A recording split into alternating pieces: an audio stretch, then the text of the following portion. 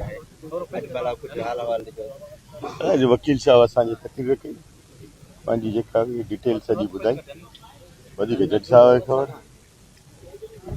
केसनि जे पहलू खे कीअं करे सघूं त फरियादी धुरा उहा चए पई त अखियुनि ते असां वटि शाहिदियूं आहिनि ऐं उन्हनि जी शाहिदियूं जेके कोर्ट में बीठियूं आहिनि। उहो हज़ार ई माण्हुनि जे अखि ॾिठी आहे शायदि इहा क़ुरान जी जेका हुते मौजूदु हुयो। शायदि ई पाण कूड़ा सॼी दुनिया खे ख़बर आहे। भला मेड़ जो को नुमाइंदो हुजे हिते मथां उहो चवे त बाबा मूं क़ुरान खे ॾिठो हुजे हिते, ज़ाहिर ज़रूर कूड़ा।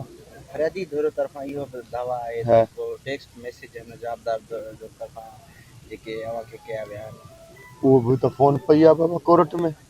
कोर्ट खे ख़बर हूंदी न, ॾिठी हूंदी न कोर्ट। 8 सालनि में जे कोर्ट न ॾिठी त मां कुझु नथो चई सघां मुंहिंजा बाबा।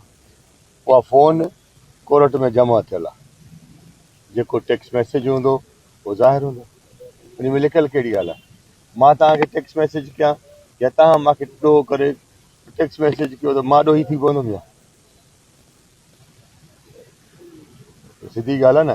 सुभाणे जे इन अदी खे को ॾोह करे टेक्स्ट मैसेज कयो अदी ॾोही आहे न। बस ठीकु आहे, महिरबानी।